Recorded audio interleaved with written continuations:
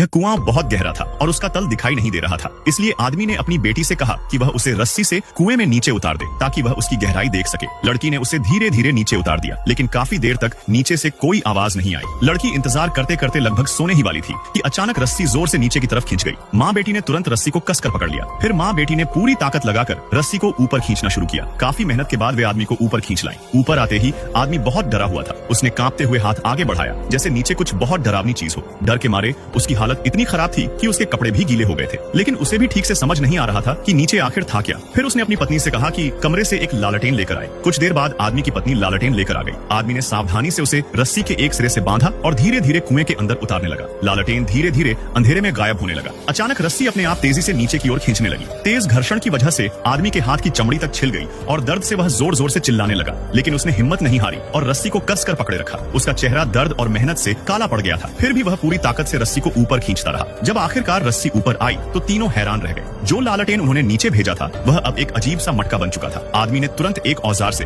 उस घड़े को खींचकर पास लाया। फिर जब उन्होंने घड़े के ऊपर बंधा सफेद कपड़ा हटाकर खोला तो अंदर देखकर दंग रह जाते हैं। उसमें सोना भरा हुआ होता है। आदमी अपनी पत्नी से कहता है कि घड़े को संभाल कर रखे और खुद और लालटेन खरीदने चला जाता है। सोने से भरा घड़ा देखकर माँ बेटी खुशी से पागल हो जाती है, लेकिन तभी छोटी बहन को अंदर एक भेड़ की खाल पर लिखा कागज मिलता है। उस पर लिखा होता है कि अगर और चीजें हों तो उन्हें भी कुएं में नीचे भेजो। दोनों बहनें सोच में पड़ जाती हैं। उन्हें लगता है कि शायद यह कोई देवता या सम्राट का खजाना है जो उन्हें मिल रहा है, लेकिन वे लोग घर बहुत गरीब होता है, उनके पास नीचे भेजने के लिए कुछ खास नहीं होता। तभी माँ बेटी की नजर मुर्गा पर पड़ता है। वे मुर्गे को पकड़कर रस्सी से बांध देती है और उसे कुएं में नीचे उतार देती है। कुछ देर बाद फिर रस्सी तेजी से खींचती है। माँ बेटी मुश्किल से उसे ऊपर खींचती है। इस बार जब वे ऊपर निकालती है तो पहले से भी बड़ा घड़ा मिलता है जो फिर से सोने से भरा होता है। अंदर फिर एक कागज मिलता है जिसमें लिखा होता है और चीजें नीचे भेजते रहो। उसी समय आदमी कई सारे तेल के दिए खरीद कर वापस आ जाता है। बहनें डरती हैं कि कहीं उसे सोने के घड़े के बारे में पता न चल जाए, इसलिए वे घड़े को छिपा देती हैं। अब आदमी दर्जनों लालटेन कुएं में भेजता है। रस्सी फिर तेजी से खींचती है। उसे उम्मीद होती है कि इस बार बहुत सारा खजाना मिलेगा, लेकिन जब रस्सी वापस ऊपर आती है तो इस बार कुछ भी नहीं बदला होता। यह देखकर आदमी बहुत गुस्सा हो जाता है,